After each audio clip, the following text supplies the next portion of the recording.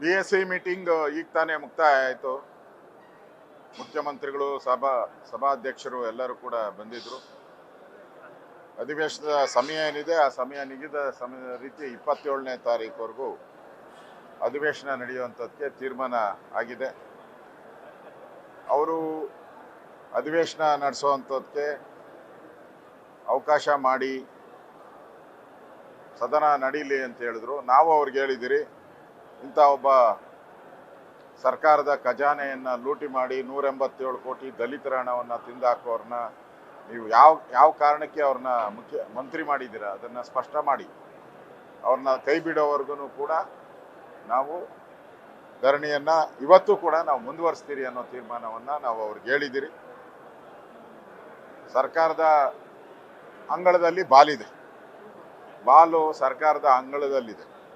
ಸದನ ನಡಿಬೇಕು ಅಂತ ಹೇಳಿದ್ರೆ ಅವರು ಮಂತ್ರಿಯ ರಾಜೀನಾಮೆ ಪಡೆದ್ರೆ ಸದನ ನೀಟಾಗಿ ನಡೀತದೆ.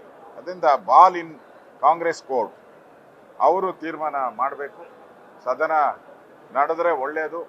ನಾವೆಲ್ಲ ಈ ಬರದ ಬಗ್ಗೆ, ನೈಸ್ ವಿಚಾರದ ಬಗ್ಗೆ ಮತ್ತು ಬಿಡದಿ ಟೌನ್ಶಿಪ್ ಬಗ್ಗೆ, ಪೆನ್ಷನ್ ಕೊಡದೇ ಜನಗಳಿಗೆ ಗೋಳು ತಗೊತಾ ಇರೋ ಈ ಕಾಂಗ್ರೆಸ್ ಸರ್ಕಾರದ ವಿರುದ್ಧವಾದಂಥ ಚರ್ಚೆಗಳನ್ನು ನಾವು ಮಾಡಬೇಕು ಅಂತ ತಯಾರಿದೆ. ಆದರೆ ಅವರು ಖಜಾನೆನೇ ಲೂಟಿ ಮಾಡಿರೋರನ್ನ ಮಂತ್ರಿನ ಇಟ್ಕೊಂಡಿರೋದ್ರಿಂದ ನಾವು ಈ ಸದನದಲ್ಲಿ ಅವ್ರನ್ನ ತೆಗೆಯೋವರೆಗೂ ನಾವು ಇವತ್ತು ಧರಣಿಯನ್ನು ನಾವು ಕಂಟಿನ್ಯೂ ಮಾಡಿದ್ದೇವೆ.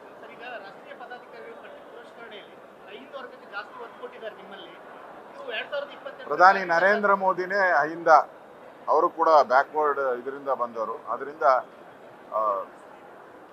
ಪಟ್ಟಿಯಲ್ಲೂ ಕೂಡ ಅಹಿಂದಾಗೆ ಹೆಚ್ಚು ಒತ್ತನ್ನು ಕೊಟ್ಟಿದ್ದಾರೆ.